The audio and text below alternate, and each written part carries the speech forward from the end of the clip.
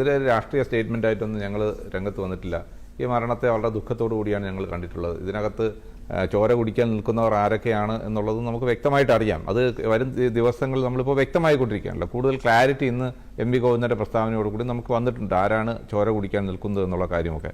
പക്ഷേ ഇവിടെ കോൺഗ്രസ് എടുത്തിട്ടുള്ള ഒരു സ്റ്റേറ്റ്മെൻ്റ് ആണോ, ആ കൊല്ലപ്പെട്ട നവീൻ ബാബു അല്ലെങ്കിൽ മരണമടഞ്ഞ നവീൻ ബാബുവിൻ്റെ ഭാര്യ മഞ്ജുഷ ഹൈക്കോടതി കൊടുത്തിട്ടുള്ള ഹർജിയിൽ വളരെ വ്യക്തമായി പറയുന്നുണ്ട്, ഇവിടെ പോലീസിൻ്റെ സ്വതന്ത്രമായ അന്വേഷണത്തിന് തടസ്സം നിൽക്കുന്നത് ഭരണകക്ഷിയായ CPM ആണ് എന്നുള്ളതാണ് അവിടെ പ്രധാനപ്പെട്ട ഒരു ആരോപണം എന്നുള്ളത്. അത് മാത്രമല്ല, ഈ കേസിൽ തെളിവ് നശിപ്പിക്കാൻ വേണ്ടി PP ദിവ്യയ്ക്ക് വേണ്ടി ഇവർ കൂട്ടുനിൽക്കുകയാണ് എന്ന് പറയുന്നുണ്ട്. രണ്ടാമത്തെ കാര്യം, ആത്മഹത്യാക്കുറിപ്പ് ഇല്ല എന്ന് പറയുന്നു. ആത്മഹത്യാക്കുറിപ്പ് ഇല്ലെങ്കിൽ ഇത് കൊലപാതകമാകാം. അതല്ല, ആത്മഹത്യാക്കുറിപ്പ് ഉണ്ടായിരുന്നുവെങ്കിൽ അത് ആരാണ് നശിപ്പിച്ചത്, ഈ കാര്യത്തിൽ എന്താണ് ഒരു വ്യക്തത വരുത്തേണ്ടതുണ്ട്.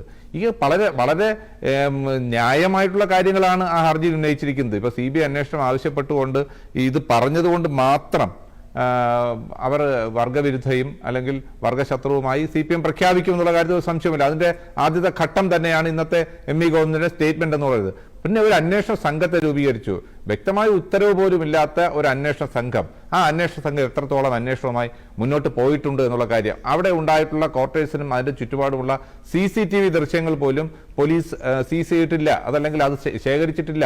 ഈ കാര്യങ്ങളിൽ വ്യക്തമായ പരിശോധന നടത്തിയിട്ടില്ല. കുടുംബം അവിടെ എത്തുന്നതിന് മുമ്പ് വളരെ തിടുക്കപ്പെട്ട് ഇൻക്വസ്റ്റ് തയ്യാറാക്കുകയും പോസ്റ്റ്മോർട്ടം നടപടികൾ പൂർത്തിയാക്കുകയും ഒക്കെ ചെയ്തതിൽ സംശയമുണ്ട്. ഈ കാര്യങ്ങൾ ഉന്നയിച്ചത് പറഞ്ഞത് ഒക്കെ പ്രതിപക്ഷ നേതാവ് VD സതീശനല്ല, കോൺഗ്രസിന്റെ ഏതെങ്കിലും നേതാക്കളല്ല. ഇവിടെ മരണമടഞ്ഞ നവീൻ ബാബുവിന്റെ ഭാര്യയാണ് ഈ കാര്യങ്ങളൊക്കെ ഉന്നയിച്ചിരിക്കുന്നത്. അതുകൊണ്ട് തന്നെ അതിന്റെ ഗൗരവം വളരെ വലുതാണ്.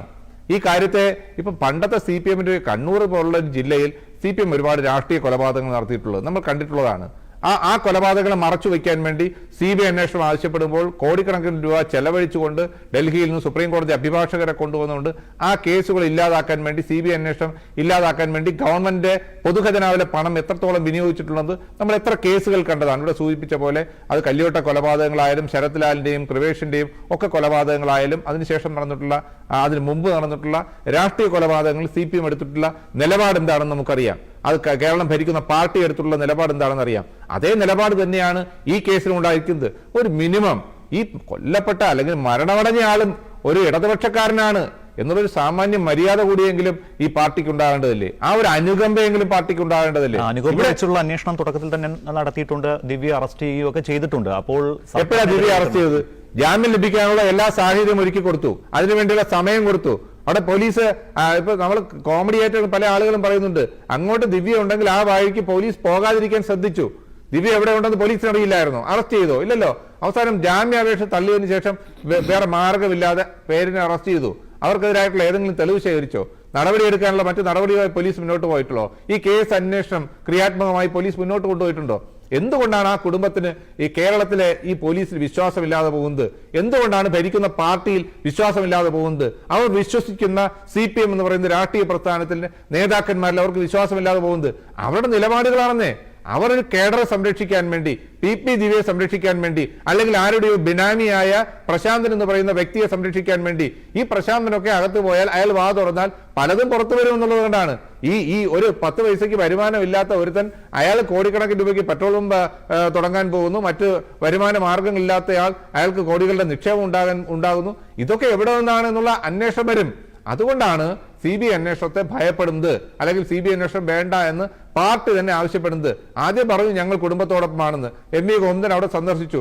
തിരിച്ച് PP ദിവ്യയെ ജയിലിൽ നിന്ന് ഇറങ്ങിയപ്പോൾ അവിടെ സ്വീകരിക്കാൻ പോയത് ശ്രീ എം വി ഗോവിന്ദന്റെ ഭാര്യ ശ്യാമളയാണ്. അത് ഇതുപോലെ തന്നെ ഒരു ആത്മഹത്യക്ക് വേണ്ടി പ്രേരണ ചുമത്തിയത്, അല്ലെങ്കിൽ സാജന്റെ ആന്തൂരിലെ സാജന്റെ ആത്മഹത്യക്ക് കാരണക്കാരിയായ എം വി ഗോവിന്ദന്റെ ഭാര്യ അവിടെ മാലയിട്ട് സ്വീകരിക്കാൻ പോവുകയാണ്. രണ്ടാമത് PK ശ്രീമതി സ്വീകരിക്കാൻ പോവുകയാണ്. DYFIക്കാർ സ്വീകരിക്കാൻ പോവുകയാണ്. ഈ കുടുംബത്തെ അല്ലെങ്കിൽ അവരെ തീരാ കണ്ണീരിലാഴ്ത്തിയ, അവരെ തീരാ ദുഃഖത്തിലാഴ്ത്തിയ ഒരു മനുഷ്യന്റെ മരണത്തിന് കാരണക്കാരിയായ ജില്ലാ പഞ്ചായത്ത് പ്രസിഡന്റ് ആയിരുന്ന ആ വ്യക്തിയെ സംരക്ഷിക്കാൻ ഒരു പാർട്ടി, ഒരു പ്രസ്ഥാനം, കേരളം ഭരിക്കുന്ന ഒരു പാർട്ടി, അതിന്റെ പോഷക സംഘടനകൾ അവരൊക്കെ മുന്നിൽ നിന്ന് മാലയിട്ട് സ്വീകരിക്കുമ്പോൾ എങ്ങനെയാ കുടുംബത്തിന് ഈ പാർട്ടിയെ, കേരളം ഭരിക്കുന്ന പാർട്ടിയെ അല്ലെങ്കിൽ കേരളത്തിലെ ഭരണകൂടത്തെ വിശ്വസിക്കാൻ കഴിയുമെന്നുള്ളതാണ് പ്രധാനപ്പെട്ട ചോദ്യം.